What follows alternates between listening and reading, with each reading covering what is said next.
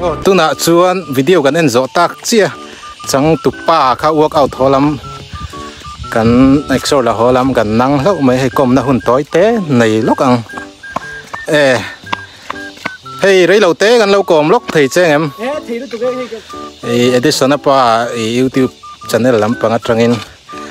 i zo na tlem te ni mai eng lo kan zo na ma sa du chu i enge ni mina i video chan zo ta ka khan acting te ti chho tir tur ni ta alo hau tak ve riau em ti te kha min han chan sak thei chu na lom om khopang ya hau tak khup mai hey ya phone về YouTube mo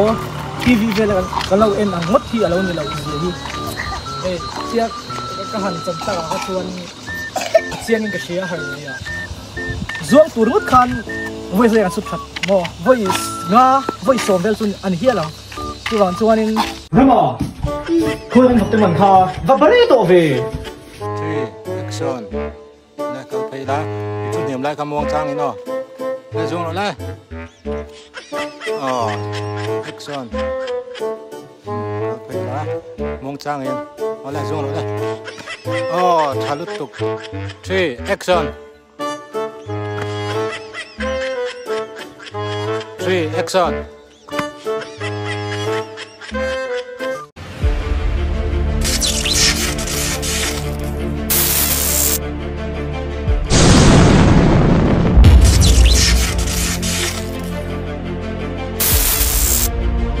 acting hi ki mai ni lo ba skills này cái gì ngay thế mà mình chuan acting hi har thế ni ani chuan enge tun na ya an zo na pakhat an zo du pakhat chu englo I mizo video pakhat film thai boy ti kha kan traffic kha an release atang ani ni thum na ngai gar ching chi to lo an leak out ngal ta ringota a how tak zia te ti khan in chho don in chho tran ta enge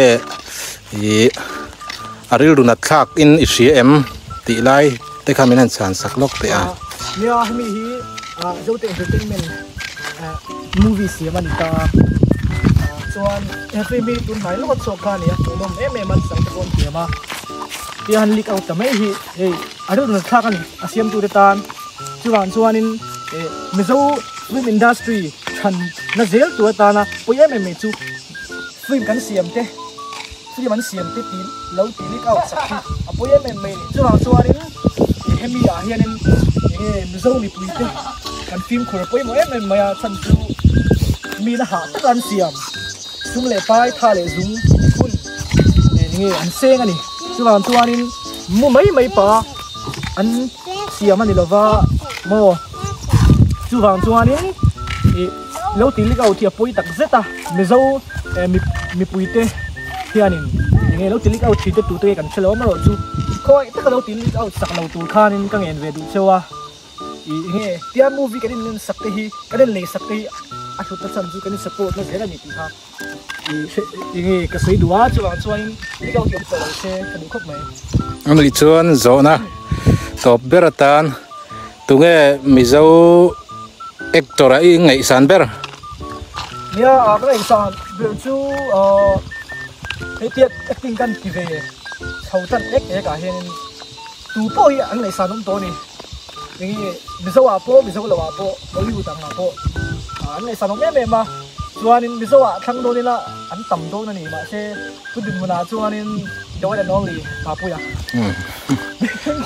ani chuan I zona top ber kha kan ti u ka zona pakhat zo chak te u che kala na ya I hei chi min chan sak le la ka duwa min chan sak thei in ring em game chi khat ani te umai tuna ani chuan kan zona chan thei in ring boka mi pui ma ani to hei chu I public content ani wang hin te reng me kan ti to nuwa zona in zo in chan le thei lawang chi kha thil ti chi ni dem lo ta tuna hian ani ka zo du chu I star deuh I hring ngam si lo aming min hril theiang em tereng me khai ti to hi public content ania I star deuh còn là tắc tắc chuan cái nào mình cả trang hàng chế cả xịt cả trang thieng chế tít tổ bốc gì với cái nào hát mình bul horop tal mình xịt thấy chuan mình tập là iyo tu này ô chút thieng ringot mình bul horop tal